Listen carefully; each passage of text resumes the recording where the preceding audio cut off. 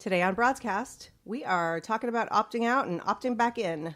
If you're a mom who has left the workforce or thinking about going back, you're not going to want to miss this episode. Broad topics, broad minds, broad hosts, but not just for broads. This is Broadscast with Kim Goldman and Jackie McDougall. Today's Broadscast is brought to you by BarkBox. I love those. Nice. I love those little bark boxes. Have you seen those? Yeah, they're so cute. They are so cute. And you just pay like a few bucks a month and you get something different for your dog. And I have 3 dogs. So go to getbarkbox.com/broadcast and you can get a free month. If you get subscribed to 6 or 12 months, you can get a free month. So getbarkbox.com. Say that 5 times fast, Kim Goldman. Getbarkbox.com/broadcast. So welcome. Hi. Welcome. Hi. How are you? What's up? What a day. What a day. What a day. There's so many great things happening in Europe today, but I'm too stupid to understand. So we're just going to move past it. Are they great? Are yeah. They so good. Yeah. All right. So leaving it at that. So what's going on with you this week? What do you have going on? Nothing. Nothing? No, I'm nothing. You're saving lives. Your kids are out of your son's out of school, but also your students are out of school. My students, you have to back that up. I run a nonprofit that counsels teenagers. And so, yes, we are out of schools out for summer. So I'm just cleaning up my office, getting ready for my new group of staff to come in. But yeah, I'm just, I have a couple events coming up. So you have to have a new staff every time, every semester? Every year. No, every year. Oh, every year. Yeah. And they come in and they counsel and all that stuff. So you have to train them every year. Yeah. I'm sorry. That just sounds exhausting to me. It is exhausting, but that's what happens when you get free labor. We're a teaching organization. So my staff that comes in are getting their masters of social work. So we, they're first and second year level students. Mm-hmm. So they give me free service and I give them their hours so they can get their licenses and stuff. Aren't you so impressed with me that I'm pretending that I don't know this stuff? Yeah. Of course I know this stuff, but I think it's really interesting for others to know this stuff. So you'll be happy this morning. I thought you paid my son because... no, mine's costing me a fortune. I can't afford it anymore. Yeah. But he... I said to him this morning, I have to go pick up Emma, our new intern, right? Right. And he said, are you going to get dressed first? And I'm like, what? What do you mean? I'm dressed. And he goes, Mom, you look like you just rolled out of bed. And I had showered and was, I thought looking pretty, at least acceptable, other than the wet hair that I was going to do when I got back. Yeah. But he did not think so. And I thought, I bet it's Kim. She just doesn't want to do video so badly that she's just telling my son to, I don't know. It's a stretch. I'm stretching. I was like, wait, there's a dig coming because I didn't brush my hair yet today. No, because people don't always hear it. But I'm trying to get us a little more branched out on the interwebs, YouTube and things like that, because people for some reason respond to us there. It's because we're so pretty. No, because I think that people want to have a true relationship and not just listen to our squawky squawks. I don't know. No, listen. Will you guys tell Kim, please go to our Facebook page and say, we want your video series. Yeah. Please. AKA, please brush your hair.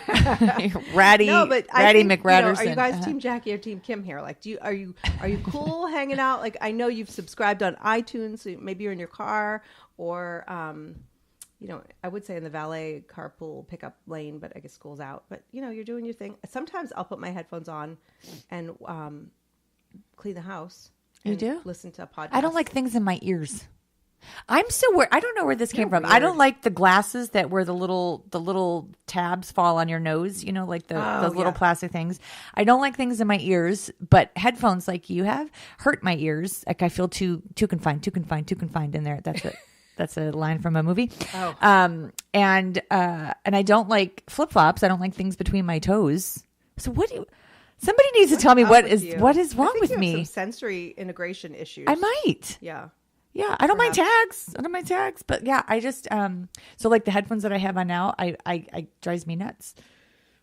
I don't like things poking in my ears. Yeah. Yeah. So anyway, I just blast things. I don't wear headphones around my house that much. In my car, I try to use the Bluetooth. Yeah. The Bluetooth. The Bluetooth. But then that doesn't always sound good anyway. But Yeah. anyway, so Okay, so I have a question for you. Did you see Finding Dory?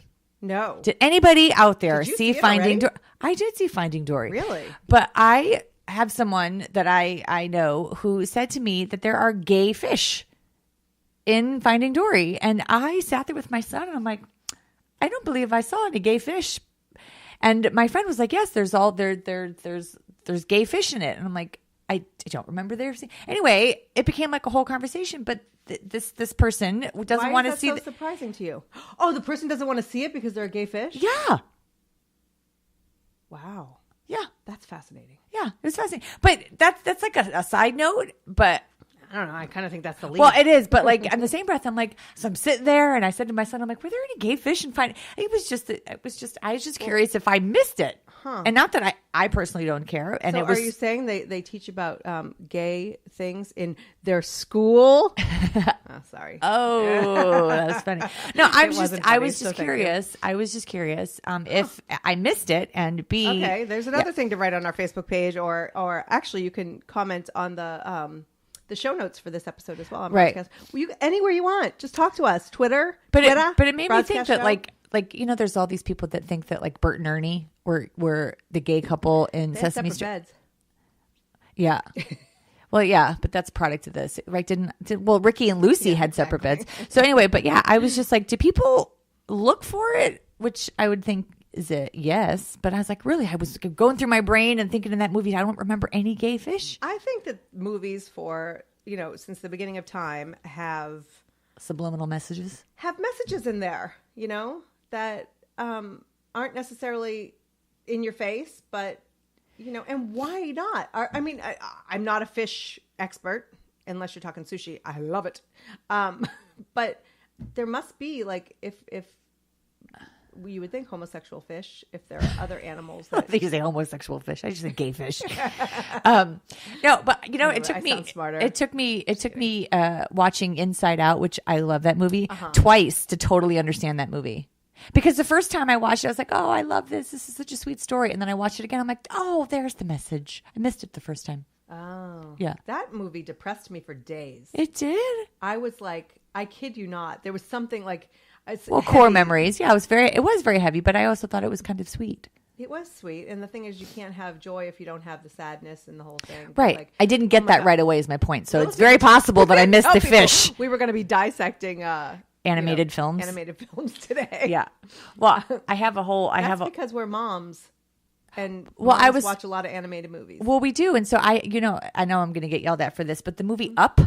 I'm not a fan of the movie Up because Really? I Why would didn't you get like yelled the at? fact that they got trapped in a cave or whatever they were, and the man was trying to kill the kid. Like, I didn't like that. There was no reason for it. Like, they could have tried to trap him in a closet or in a cage, but he was trying to kill him with a machete or whatever it was. And Right. I didn't like That guy was that. Like, cray-cray. and I didn't think that was necessary for an animated film. Like, you didn't need that part. And it's sort of like I feel like with regular films, you don't need the gratuitous graphic scenes. Right. So why in an animated film did you need to have the bad guy trying to kill the kid with a machete? Like, I didn't, whatever the weapon was. I didn't like that. So I've blocked Up. Interesting. Yeah. That's like the last thing I would think of when I think of the movie Up.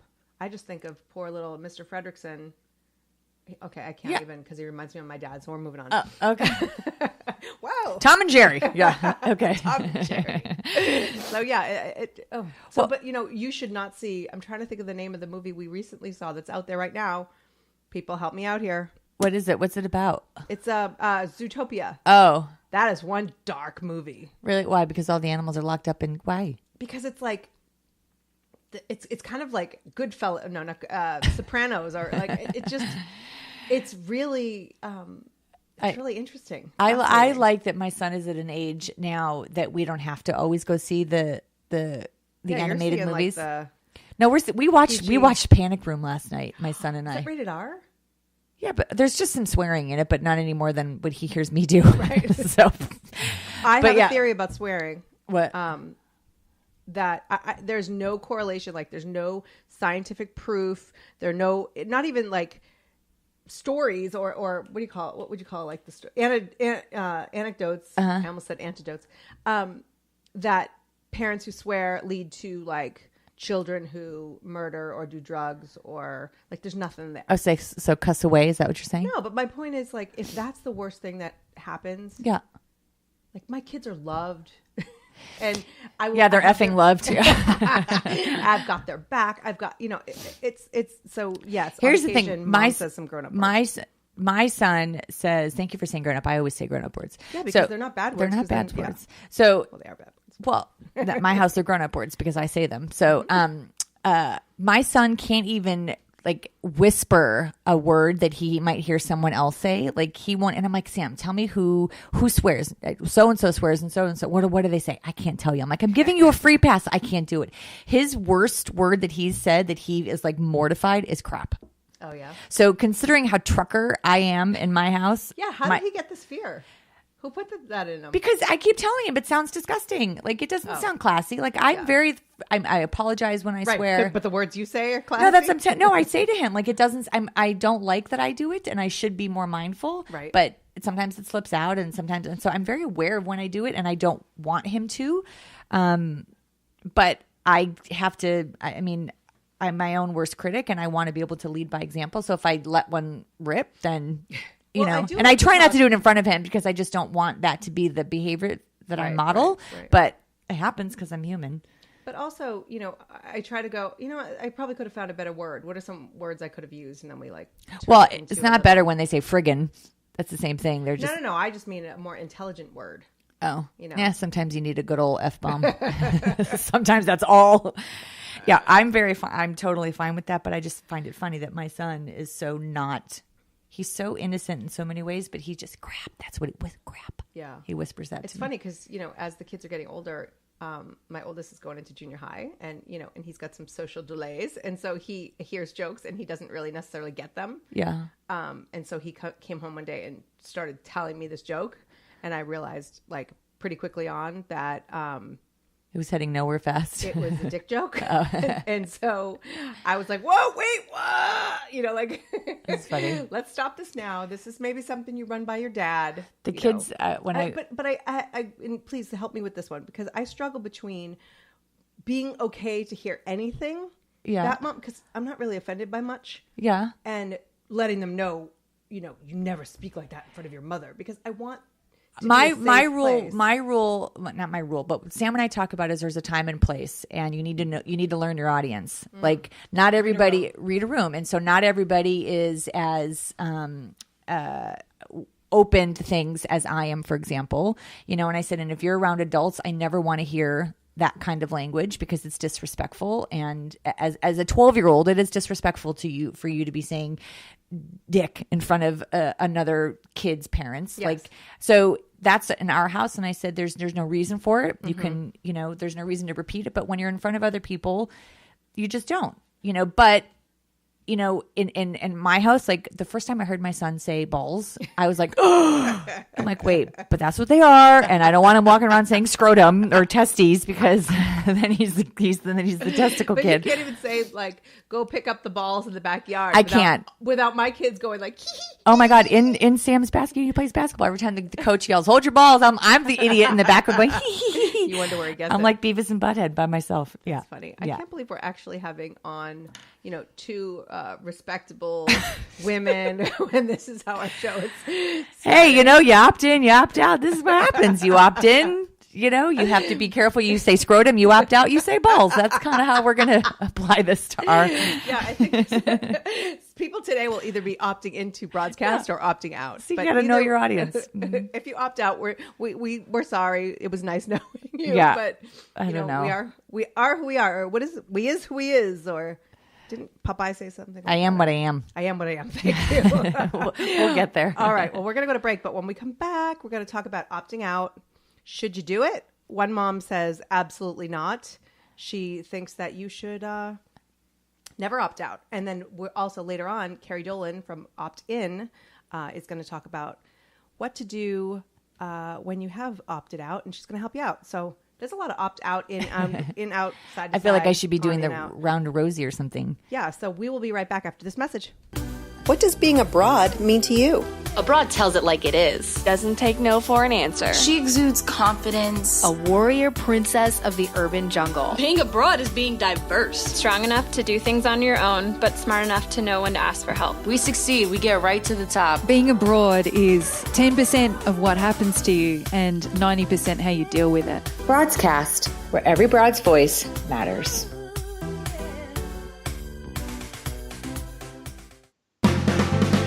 You're listening to Broadscast with Kim Goldman and Jackie McDougall. They're huge in anywhere other than somewhere that you've been before.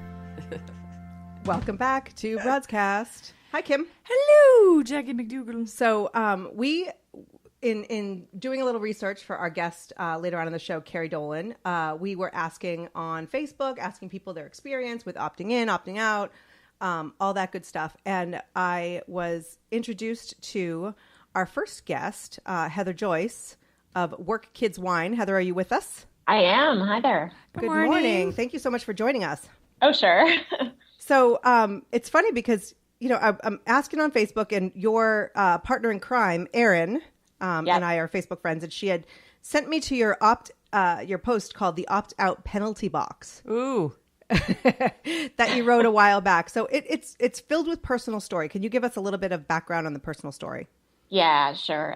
So just by way of background, I'm a corporate lawyer. Came up through the ranks through a big law firm, and then eventually, after having my first child, moved into working for a big media company. I was there for 5 or 6 years on a great career track. Had one of the best bosses I've ever had while I was there. She promoted me while I was on maternity leave. And then, you know, a few years into it, I had a 3-year-old, a 1-year-old, a really demanding job, and a spouse that was traveling a lot. And I just was having a hard time juggling it. And I remember that she told me, you know, she was a good friend of mine, and also had 3 children at the time. And, you know, she really encouraged me to not quit my job. You know, we tried a number of things. You know, I did some part-time work, I did some contract work, but then ultimately, you know, I read the article, the well-known New York Times article about the opt-out revolution, and at the time, it really gave me like sort of the internal permission to listen to that little voice in my head and say, you know what, I'm gonna take some time off and spend a few years with my kids and kind of get this situation under control. One of the personal stories I shared in the essay that I wrote was I was so stressed out at one point that I actually dialed into the EAP number at work. And if you don't know what that is, that's the mental health hotline that big companies give their workers, right? And that counselor. I think Broadscast needs that number actually. I know. I'm the only person I know that's ever dialed it. And you're the only one who admits it, so that's good for you. Good. That's right. And the counselor was sort of unhelpful. She just said I was doing too much. So long story short, like that's right. So I quit my job, and then you know, we moved across the country. I had a 3rd baby, and woke up one morning and was in the middle of a divorce, 3,000 miles across the country from where I had started, and needed to get back to work. And it had been a couple of years. And so it was inconveniently, it was right around that time that another article, a Forbes article entitled Why Opt-Out Moms Can't Catch Up came out. And that wasn't encouraging. Yeah. Wow. It's like the media is following your journey. Totally. I think it must be generational. So anyway, I then had to proceed to get back into the workforce and did that. But you know, wrote the opt-out penalty box about both my experience and the experiences of a lot of other people around me that I've seen. In that, you know, when you're sort of the point of the essay was that, you know, in the moment when I was quitting my job, I really didn't understand sort of how serious that decision was and what the real tangible ramifications of that were going to be for me later on when I, you know, inconveniently needed to get back to work. Mm-hmm. Let me ask you this: do you think that because you go, it's kind of very black and white. It seems with you that you're like, don't quit. Do you think that maybe there's a fine line, or not even a fine line, but a preparation period where, yes, you're at work, but if you're a lawyer taking on private clients or consulting or something, that you can kind of fill that gap and build a bridge from your career now to your career. I mean, in hindsight is always 2020, but I don't necessarily agree that no one should ever quit, because I think that we all have our own journeys that we kind of have to, and Kim's going to roll her eyes because I said journeys, but we all have our own thing that we have to go through. And yours is like, you were there for your kids for those 2 years. I'm not saying that parents who are working are not there for their kids, but I'm just saying, like, can you look back and see the things that were positive and why it was a good choice for you? Yeah. Of course I can. And those couple of years were great. For a whole bunch of reasons. I think that if I had it to do all over again, and this is the advice that I give everybody who comes and talks to me about it, is don't quit completely, right? Your resume can, I think what I and others have encountered the most issues with are those gaps where there's no work at all. You can do contract work, you can do freelance work, you can do a lot of different things on a very, very, very part-time basis, but your resume looks smooth, so that if and when you need to go ramp back up, into a full-time gig or engaging in more work, there aren't those big gaps that throw up those big red flags, and I think attach the stigma that unfortunately exists in the real world. Well, what do you, I have men, friends who left their career to stay home with their kids because moms were making more money and it was better for the dad. So what do you think that the same opt-in, opt-out conversation applies to men versus women? That's an interesting question. I have never had a man come talk to me about it before. Oh, I have a couple. Yeah, I could sense. Yeah, men don't need direction. Yeah, okay, that's right. Men don't need direction. I don't know. I think it's worse. I think it could be worse. Yeah, I think that it's in thinking about what it looks like when you're sitting in that interview chair across from somebody, and they're trying to gauge the level of engagement, commitment, experience. I really do. I think there's a major stigma in the work world that attaches to people who take time off to take care of family. Now, do I think that's right? No, I don't. But I think that's real. And we live in the real world. So do you ever think that there's an opportunity though, like for those gap periods, for example, if you're in between positions, like to be able to own it and say, you know what, I took time off to take care of my ailing parent or for my newborn baby, and if the company doesn't want to hire you because you did that, is that the company you then want to work for anyway? I mean, I totally hear you that like this is the reality, but I just feel like we're contributing to it. Yes. If we're finding things to pass the time so that our resume looks good, like are we then being true to who we are as career people and being able to balance work and home? Yeah, I do think the right approach, if you make that decision for yourself based on your own circumstances, and certainly we all can and sometimes have to do that. I do think the right way to approach it is to be straightforward about it. I've certainly interviewed people who have said that they took time off to, take care of a child that, had some special needs for a period of time, or an ailing parent. And I get it. And I do agree with you that, certainly when I was reentering the work world, it was like, well, if somebody isn't going to hire me because, I haven't been in the work world for the last 2 years taking care of my family, I probably don't want to work with or for those people. It's 2 years. You know what I mean? That's the thing, is like, it was nothing. That's a blink. But and this is why I encourage people to be very careful when they're making those choices. When I went back to work after only 2 years, I took a major step backwards in terms of seniority, in terms of pay, and it took me years. I mean, I really think it's been 5 years, and it took about that much time for me to get back where I would have been. So there are real costs in addition to, just getting the job that, people need to think about. Well, and companies are not always looking for loyalty anymore. Like the way that I was raised, my dad was raised in that generation, that they invested in people that were willing to commit to the company. Like my friend, the man that opted out, he was in a very technical career. So opting out for him really hurt him, because by the time he was ready to go back in, he was so the technology that he used was so antiquated that there was no way for him to get back in. The advocates anymore. Yeah, that's exactly. And so he really struggled, because now they were bringing in young guys who didn't need to make their mortgage payment, and they were paying a fraction of the salary for the workload, as opposed to the commitment to the career that my friend was willing to give, and they don't pay for that. Yeah.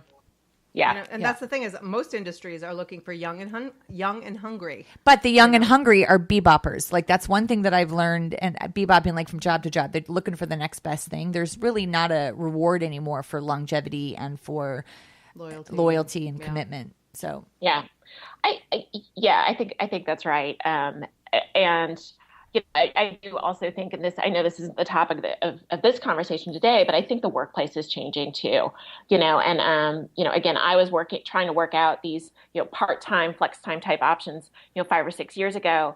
And the new generation of workers that, sits around me every day now, expects that as just part of the work world.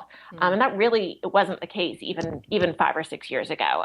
That was really, really out there. My boss, in order to get that, had to totally go to bat.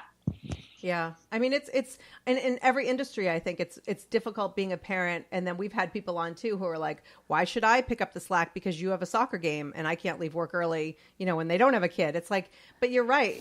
This country, we do not celebrate or recognize the importance of the work-life balance, and how having that creates more productive people, better families, stronger, the kids do better when the parent isn't like feeling that they can't do it. I just think we're in the wrong direction. And then, not to get political, but we're in bigger trouble. So Heather, what kind of advice or suggestions do you have for people that are in a situation that you found yourself in, that they cannot continue to go to work full time, and their only option is to leave? Like, what do you suggest? Yeah, my suggestions are first to make a plan, right? To really think about it in advance. And if you were like me, if they're like me, just dying, some of the first things to do are to really look at your situation, and I think evaluate whether there are other changes, there are other pressure points that can be alleviated. The supervisor that I mentioned to you guys that was so great at the time really encouraged me candidly to hire more help. And I remember looking at her like, you are crazy, right? Like, I don't want to hire more help. Are you going to pay me more so I can hire that help? Right. It felt untenable. But now, again, I'm much further ahead. If I had invested, even though it felt counterproductive, if I had invested in more help, I probably could have stayed in the workforce. And then, the long-term benefits in terms of earning capacity, satisfaction in my job. I mean, I really like what I do. Those things would have paid off. I didn't listen to her advice. She was ahead of me at the time, and I dish out that advice pretty often. Did she have kids? She had 3. Yeah, okay. She had 3 kids too. And we were pregnant with we were pregnant at the same time. So she was really kind of in the same boat with me. Right. That said, she did have a partner at home, which is different. Right. Exactly. Yes. Exactly. Yes. That's apples and oranges right there. You know, when you have somebody at home who's picking up the slack and doing some of the stuff, like I'll take on jobs where I work 14 hours, for a 9-month period. But I know that my husband is clocking out at 6 and that he's going to be home with the kids, or whatever. But we would love it. I mean, where can people find you? Online. Sorry, where we have to go. My address is I know, I'm like, there was no sequitur. That was a non sequitur. Where can people find you? Work Kids Wine is your blog, right? You can find us at workkidswine.com. Yes, that's where you can find us. Awesome, because I think that you have a lot of insight, and I think that you have to come on again and Thank you. Talk to our listeners. We've done a couple of articles on this with a bunch of practical tips. So for people that are looking for that, yeah. And we will link out. We will link out to that for sure. All right. Thank you so much. Heather Joyce, thank you so much. Thank Have you, a great Heather. day. All right. Bye-bye. Bye-bye. All right. We will be right back. You're listening to Broadscast with Kim Goldman and Jackie McDougall, the most riveting hour of radio ever. Welcome back to Broadscast. I opted in for the... You opted in? I opted to stay? Yeah. Hi, Kerry. It's you're on the air with us at Broadscast. I know. That was... Yeah, I don't know. I'm playing switchboard operator today as well. So, how are you? Good. How are you? Good. So, thank you so much for joining us. You are the CEO and founder of Opt-In, which is optbackin.com. Oh, we lost Kerry.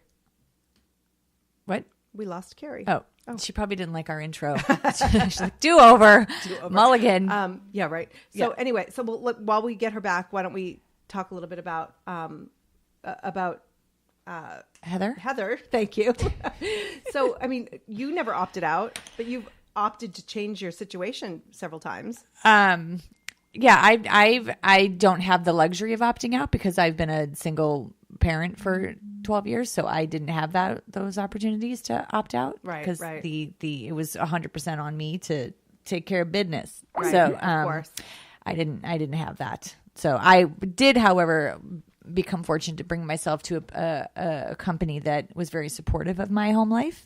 So my current job with the Youth Project is very supportive of family and my son and my relationship and my need to be part of his life. But it would have been great to be able to take some specific time off, even more than whatever the state of California gives you, you know? Right.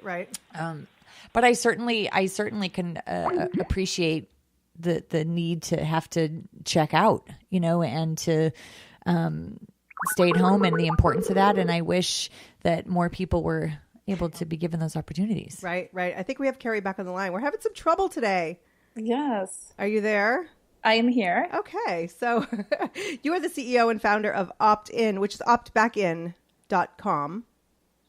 Tell us a little bit. So, you know, you went from 0 to 60 here. So let's start way back when you were working and you decided to leave. Tell us your story, Kerry. Okay. That's so weird. So, I'm having some audio feedback here. Do you hear it? I could hear myself back, which is... Me too. It's always frightening. So, okay, just go ahead. We'll work that out. Okay. So my story, I listened to Heather, and my story is very similar, ironically. And... I can hear the feedback. Is there... Yeah. I have to. Oh, because you're listening to the live show, probably, right? If you turn, turn off the live. Just turn us off and listen to us here. Yeah. You can turn off the. Okay, but it does. We can tell you can listen to us live on broadscast.com. So clearly that works. Yeah. Okay. There you go. Well, let me say that Heather and my story is so similar. I have to connect with Heather offline. So my story is that, you know, I was working for a technology startup company in Manhattan before they used to call them that back in, 96. And, worked for about 15 years and moved my way up, traveled all over the world, and found myself pregnant spontaneously with identical twins. And at 16 weeks, I hadn't told my employer that I was pregnant, which... Of course, nowadays I feel bad about hiding that. But so I went to a doctor's appointment, and my doctor said, "If you don't 16 weeks pregnant with twins and they able to hide it, and there lies the problem." So at 16 weeks, he said, "Listen, you're having a very high risk pregnancy. You haven't been eating and taking care of yourself. Such you need to go on bed rest in order to salvage this pregnancy." So I never went back to work and never cleaned out my desk. I went home and from 16 weeks and the last 4 weeks in the hospital. So that choice to opt out was made for me. Right. I never really had the discussion and discussion with my then husband to say, what are we going to do? How are we going to do this? So I thought, okay, having twins, I'll be challenged enough. I'll stay home for a couple of years. And I had relocate for my husband's career, and lost my contacts, similar to Heather, and just found myself, after 4 years. For me, I had my third child then, and then I've needed to go back to work, not for any reason other than I was dying at home. I lost who I was. I lost my self-esteem, everything, growing up in a working class family. I mean, I was a worker, and that stimulated me. And although I feel thankful that I was able to stay home with my kids for as long as I did, it really, changed who I was. So I guess, listening to Heather and talking about this, I think it's such a personal decision for every woman. Absolutely. And what I would say is, spend a lot of time, talk to your partner, think about what this means for yourself, knowing that you might not be easy to get back in. Right. Which, of course, I totally agree with her. It's not. But some women have, I feel I was financially able to stay at home, but some women have to stay at home because their job won't pay for the childcare. Right. So sometimes it costs more money to go to work. Yeah, to get the child. So you mentioned that you felt like it changed you when you stayed home. Like, in what ways do you think it impacted you as a woman or as a mom that you took yourself out of the workforce, or that you had to take yourself out, I should say? Yes. I think I lost who I was. I wasn't able to switch to, some women are able to kind of switch to that mother role automatically and kind of feel really fulfilled with that role. For me, that didn't come naturally to me. And I think a lot of women don't talk about it and don't say, you know what, it's okay not to be happy at home. Right. My sister, who was a full-time single working mom, would say, I wish I could stay home. So then you had this guilt of women that wanted to stay home but couldn't. Telling you're so lucky to stay home, but that wasn't for me. And ultimately, it ruined my marriage. I would say that was the number one reason why my husband and I got divorced, because it changed who I was, and I became so unhappy at home. It ruined our marriage. So do you, and I, obviously this is like a whole other area, but like, do you think in some ways that because you weren't planning that your pregnancy at the time, that maybe that could have possibly contributed, that you weren't prepped, you weren't, like, it wasn't, I don't know. Now I'm getting very psychological, but I'm just curious. Yeah. Like, sometimes when you but prepare, it wasn't plan. No, she said it was right. It was a spontaneous pregnancy. So sometimes the spontaneous identical twins. Oh, got it. We were definitely we had been married 2 years. We were, going to have children. One thing is interesting is that,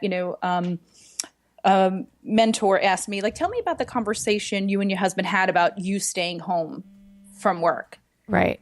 And I thought to myself, and we looked at each other and we said, we never had that conversation. Now, I had a big time job, I was very successful. I made a lot of money. And for us not to have that conversation, I guess it was just a different time. I guess we both assumed that I would stay home for a little bit. And now times are different. So, I would totally agree with Heather that, you have to think seriously about that decision, and you have to think about your family and what you want for yourself. But I think the bigger issue here is, really changing the way society looks at the caregiver. Right. Whether it be to, the baby boomers that are now exiting out in order to take care of their family, or, the mothers that are raising the next generation. Mm-hmm. And, every time I speak publicly, I make this kind of funny joke out to the, the CEO of LinkedIn saying, I want a checkbox, instead of looking for a job, I want something that's on LinkedIn that's acceptable to say taking care of the future generation or taking care of the previous generation. Right. In order to not look at it like such a stigma, because that's the first step in change, I think, for what we're talking about. Absolutely. And it's funny because, and maybe you have your own thoughts on this, but I feel like if a mother or a parent stays home because they have a child with special needs, or, or one who's ill, one who or parents who are ailing, then there's kind of a little more understanding. But if a mom or a parent stays home because they just want to parent, it's totally different. It's like there's this understanding if that person's sick, or if there's a risk of losing that person, but it's not okay if they're perfectly healthy. Right. Isn't that a little bit weird? Yeah, no, I totally agree. And I totally see that. And I agree I agree with what you spoke about earlier. I think if you're sitting in an interview and a mother comes, has an authentic story and an authentic reason why she stayed home, I think instead of trying to cover it up and, trying to cover up the gaps in the resume, I think we just have to be more honest and say, I was raising our kids and I never really opted out. I changed red eyes for red eyes and deadlines for deadlines. There are different deadlines, but it's not easy, trying to negotiate with 3-year-olds. I think you could do a fine job negotiating that contract as well, because it's equally as difficult. Yeah. But if that person doesn't have kids, that they just, that'll. But if you think about it, if you go on an interview, most likely the person sitting across from you, yes, if they're a millennial and young, yes, they're not going to understand. But most likely their wife stays home, their mother stayed home with them. I think people are starting to understand and see, the value. And I think we just have to keep pushing society to see the value, So, I think America is suffering. Well, I also think that people that are in that situation that stay home, we're like, oh, I'm a stay-at-home mom. Like there's a tone, there's a way that people say it, even when you're in that position. Like they have to talk it down before somebody else does. Right. I could never be a stay-at-home mom. I'm not patient enough. I'm not creative enough. I'm not. I know where I struggle. Like those, I am in awe of parents that get to be home with their kids. I love that. I think it's incredible. That is just not something that I don't think I could manage. Like weekends are torture for me sometimes because I'm like, oh my gosh, I have all day. I got to figure out something to do. But so I know that's not my strength, but I'm like you, that Kerry, that I'm a worker. Like I was raised in that. My father had a very strong work ethic. I had a job at 12 years old. Like I love that. I love that. It soothes me. It comforts me. It makes me a better parent to my son. But I also, when I listen to other people like, oh, I'm a stay-at-home mom, and there's like it drops off at the end. I'm like, I think that's incredible. Like, but I think if you walk into an interview wanting to get back in and that's where you go, that it gives the future employer like that, I don't know. I think you take on that same tone. And if we can own it and be proud of it, maybe that's a good place to start. Well, exactly. And that's what we're trying to do with opt-in, because I've been around the country, as I moved for my husband's career and met these women, and 56% of the stay-at-home moms would like to get back into the workforce, but don't know how or can't. So I started, opt-in because I want to try to help these women with the challenges that I faced for so many years. Right. And what I did was I started my own company because that's something that I could do. I opened up the first ever drop-off childcare center inside a regional mall. So parents that stayed at home could go and have a break during the day and drop their kids off at a really nice facility and go sit in Starbucks. Or I'm going to go get my keys. I'm going to get my keys. We'll drop them off right now. Yeah, no, it's great. And we've seen 40,000 kids come through, and I've talked to 20,000 mothers. And I kept coming up with the same idea that these women had lost so much of themselves that's what they were like, oh yeah, I'm staying home again, I'm going to the mall. But through opt-in, we're trying to empower these women. And the first thing we try to do is get back to their roots, find their needs, through needs and value assessment, with a certified career coach.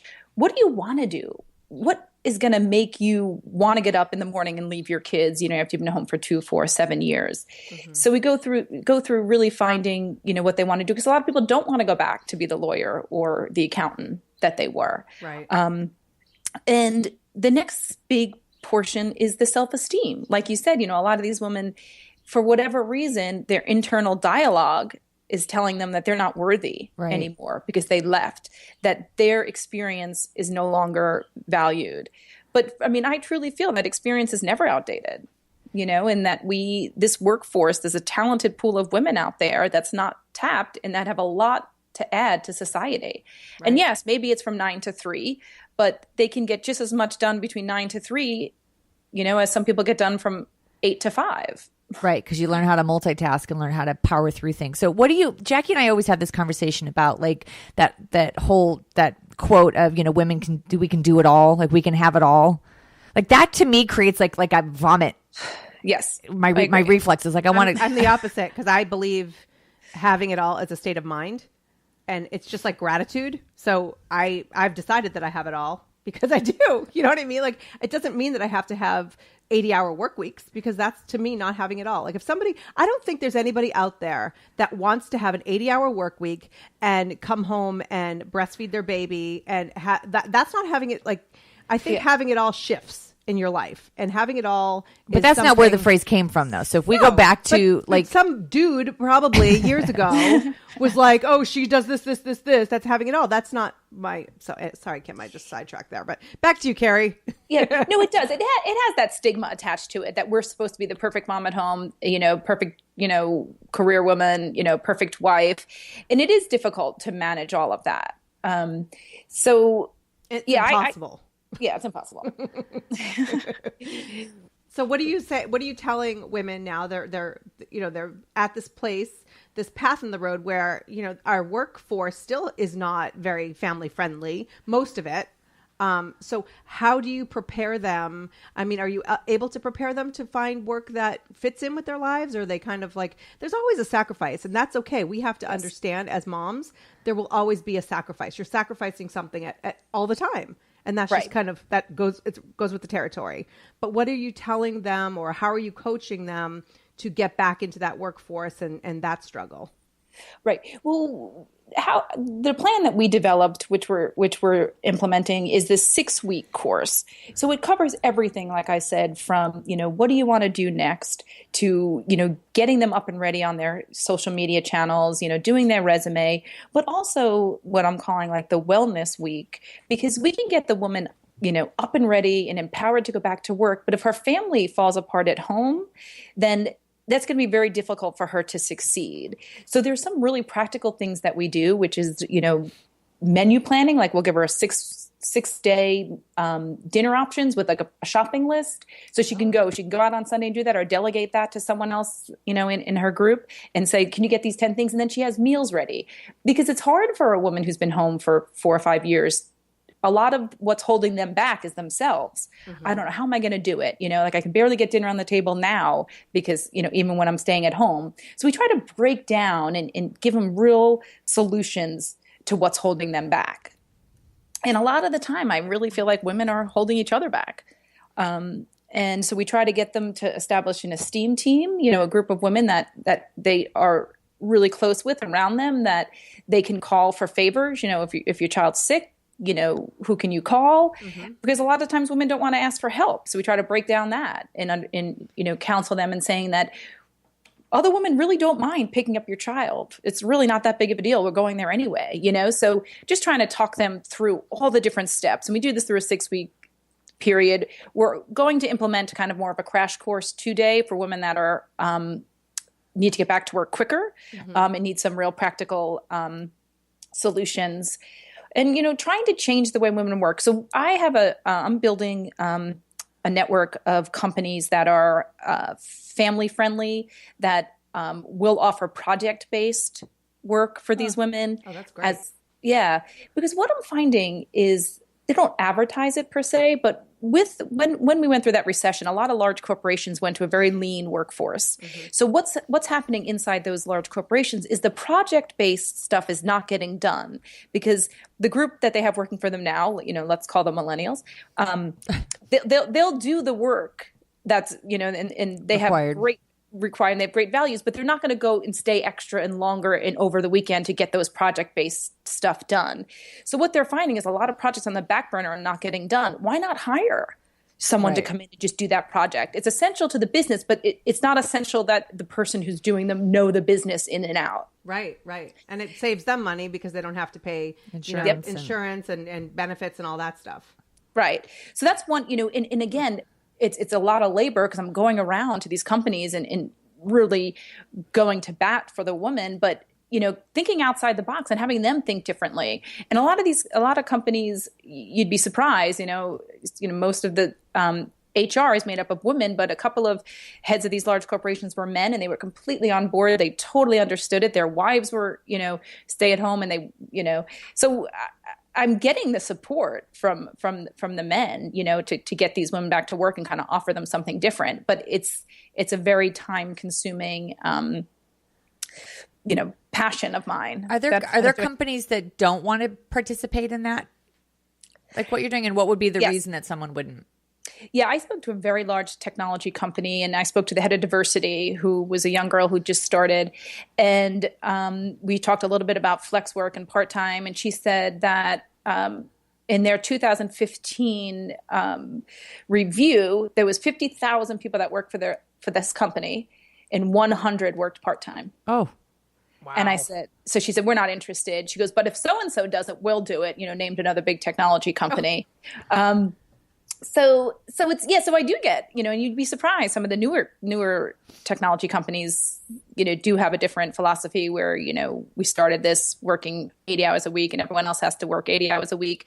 But that's changing. And I do give the millennials credit for that, because they're demanding a work-life balance, and the previous generations didn't. Right. So I think in that way, that's going to help change the way women work.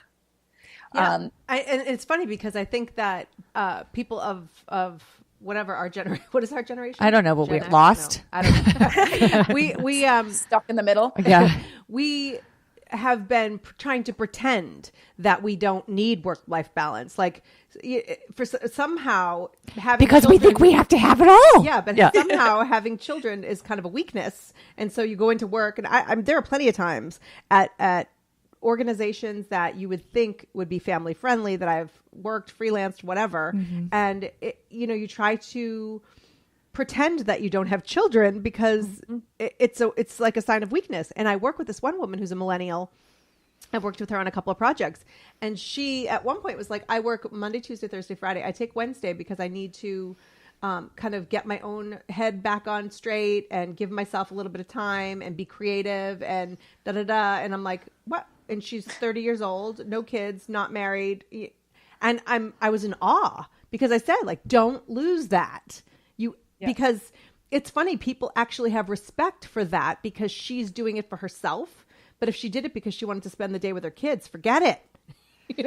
Yeah, but I think that's unusual. Unusual. I mean, I think that's really unusual. Yeah. I mean, and I also, again, we mentioned when we were on with Heather that I think it depends on the field you're in. Like, I'm in a mental health field. So when I always joke with my staff that I really strongly encourage work-life balance, mental health days, so you can take care of yourself, but please don't have your breakdown on a day where we've got group scheduled because I can't reschedule. But but that's my field. Like, it's really important. But like my best friend who's in entertainment and she's covering 7 shows right now, she can't take those days because leaving for one day causes 3 weeks of work for her. Right. So there isn't that balance and she has to lie to get out of her office if the kids are, getting an award at school. There's no way for her to get out. And that's a stressor for her. Yeah. I mean, there are plenty of times where I've said I have a doctor appointment, or, I sometimes talk about the one boss that I could tell him I had to take my dog to the vet before I could tell them I take my kids to the pediatrician. Yeah. Because if I was taking he's an animal lover. So he's like, oh, great, take your dog. Yeah. Take the whole day, but if I said something about my kids, forget it.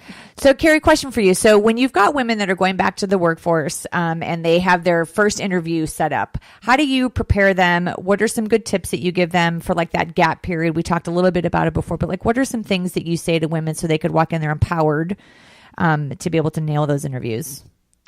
Well, for me, I think it comes from a series of different events. Just being around other women in the group that are going through the same thing, helping them, and having them do their resume, right? We'll help them along, but that's such an empowering step because some women just stop right there like, oh, I got to do a resume. I mean, no one even wants to do a resume when they were just switching jobs, with zero break, never mind a 5 to 7 year break. So once they finish that step, you can just see how more empowered they feel. And then the next thing we do is during our interview prep session where women of the group kind of pair off and they one acts as the interviewer, one acts as the interviewee, kind of coming up with that authentic story for them to own that story and be confident about that story and come up with real ways real things that they learned at home that can translate directly into the workforce. So it's kind of a series of steps, but we, definitely try to come up with whatever their authentic story is that they want to use in the interview that they could feel confident and, sharing that with whoever's interviewing them. And like you said before, and if that person doesn't understand the value that they had from being at home, that's probably not the right work-life balance for you. I think that I've worked in nonprofit for such a long time that when I was thinking about making the switch to working for a for-profit company, I was like, I'm never going to be able to make the leap because I've been working in this martyrdom career that I'm never going to be able to go to a for-profit. And it really took me having to go talk to a career coach to be able to say, just because your goal wasn't to make a profit doesn't mean you didn't manage a budget, doesn't mean you didn't act as a human resource, facilitator, doesn't mean that you didn't create programs. Like, you just have to change the language and find the strengths in it to be able to transfer. And I would imagine you have to kind of do that with women that are coming from being at home to the workforce. You have to find the things that translate and that can go from home to work. That's sort of what I'm hearing. Yeah, exactly. No, that's exactly what we do. And we partnered with a couple of different career coaches, because each different career coach offers something a little bit different. A lot of the women that we see are looking to start their own company as well, which I've done a couple of times. So, I'm quite helpful in that space. But that requires, that the saying is, entrepreneurs are the only ones who will work 80 hours, not to work 40. So it's a different mindset, but that requires quite a different set of skills. So we try to partner with different career coaches that kind of offer different things, because that's a huge part of getting the woman up and running, to kind of really evaluate that inner dialogue and what's really holding her back.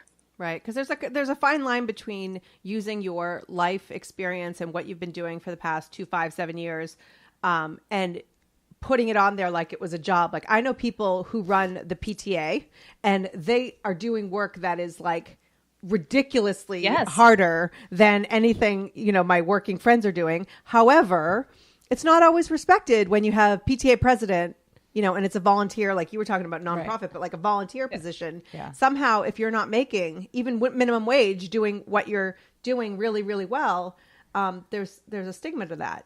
So right, how do you speak to that? Well, again, it's just trying to change the way society looks at it, and what the work that you guys are doing is fantastic, just kind of getting women's voice out there. I'm preparing to do a TED Talk, and I just went through this program with 8 other women, because there's not enough women, on TED stages, around the country. So again, just trying to, empower the woman to get her voice out there, because we're the ones who have to make the change. Right. I think we have to stop blaming everyone else. And I think we have to step up and make the change that we need. And support each other, like you were saying earlier. Yes. That's really important. And that's the thing is, like, you were talking about your esteem team. We call it our Broad Squad. But everyone needs to have one. It's hard to ask for help. But there are people around that if asking them for help is really not a big deal for them, right, it's just such a big deal for you that we have to kind of lean on each other a little bit more. Yeah. Well, that's actually what my TED Talk is about. Women, why women don't support each other more. But that's another topic for conversation. That's a topic for your TED Talk that we'll have to know. When are you doing that so we can listen? Do you have that scheduled? It's not scheduled yet. It'll be in the fall. Okay. And then we have to have you on then. Please come back. Yes. It was fantastic. Yeah. So I think just keep talking about it. And I think a lot of politicians are talking about it now. So hopefully we'll see some change there. And a lot of companies now are doing a different maternity leave and paternity leave. So all those things are moving it along slowly, but it's moving. We'll get there. So Kerry Dolan, it's optbackin.com. That's correct. And this coming Tuesday, the 28th, we are having a free mini workshop, to kind of introduce the brand and give some women some tips. So you can go to our website at optbackin.com if you want to sign up to, be part of that.